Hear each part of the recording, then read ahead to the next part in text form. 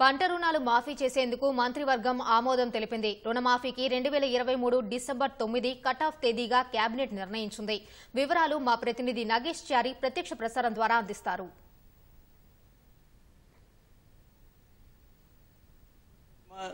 గత కొంతకాలంగా జరుగుతున్నటువంటి రైతు రుణమాఫీకి సంబంధించి కేబినెట్ స్పష్టత ఇచ్చింది. రైతుల పంట రుణాలు మాఫీ చేయాలని కేబినెట్ తీర్మానం చేసింది.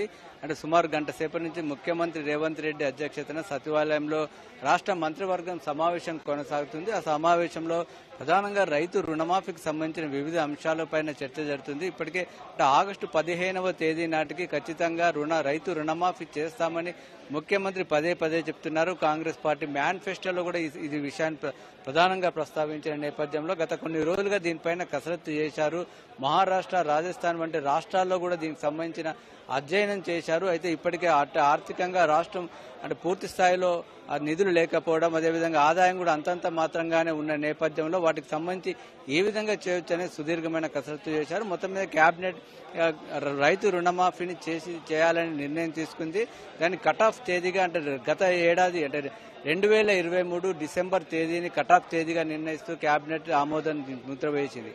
డిసెంబర్ 9వ తేదీ రాష్ట్ర ఆవిర్భావం పైన అప్పటి యూపీఏ ప్రభుత్వం ప్రకటన చేసిన రోజు, అదేవిధంగా సోనియా గాంధీ జన్మదినం కాబట్టి ఆ రెండింటిని కూడా ప్రధానంగా పరిగణలోకి తీసుకున్నట్టుగా తెలుస్తుంది. మొత్తం మీద 2009 నాటికి తీసుకున్నటువంటి పంట రుణాలు అన్నింటిని కూడా 2 లక్షల వరకు ఉన్నటువంటి రుణాలన్నీ కూడా మాఫీ చేయాలని ప్రభుత్వం కేబినెట్ నిర్ణయం తీసుకున్నట్టుగా తెలుస్తుంది. అయితే దీనికి నిధులు సమకూర్చడం ఎలా అనేది కూడా గత కొంతకాలంగా సుదీర్ఘంగా కసరత్తు జరిగింది.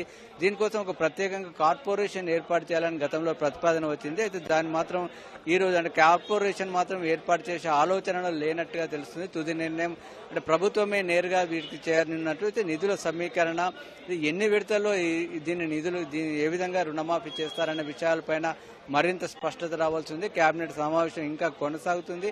కొద్దిసేపట్లో ముఖ్యమంత్రి రేవంత్ రెడ్డి మీడియా సమావేశం పెట్టనున్నారు. కేబినెట్ తీసుకున్నటువంటి నిర్ణయాలు ప్రధానంగా రైతు రుణమాఫీకి సంబంధించిన విధి విధానాలన్నీ దాన్ని వివరించనున్నారు. మొత్తం మీద ఆగస్టు 15వ తేదీ కల్లా ఖచ్చితంగా చేస్తామని మాత్రం ముఖ్యమంత్రి స్పష్టంగా చెప్తున్నారు. ఈ నేపథ్యంలో ఎన్ని విడతలు 1 లక్ష వరకు ఒక విడతలో, అదేవిధంగా 2 లక్షలు ఉన్న వారికి మరో విడతలో చేసే అవకాశం ఉంది. అయితే అంతా కూడా ఇప్పటికే ఉన్నటువంటి నిధులతో పాటు ప్రభుత్వ భూములను తనఖా పెట్టాలని ఒక ఆలోచన కూడా, దానిపైన కూడా కేబినెట్ లో సమావేశం జరుగుతుంది. కార్పొరేషన్ ఏర్పాటు యోచనను విరమించుకున్నట్టుగా తెలుస్తుంది. అయితే ప్రభుత్వ భూములను తనఖా పెట్టడము లేదా మరేదైనా ఇతర రూపంలో ప్రభుత్వం గ్యారంటీ ఇచ్చి బ్యాంకుల నుంచి రుణాలు తీసుకోవడం అనే అంశాలపైన ప్రధానంగా చర్చ జరుగుతుంది.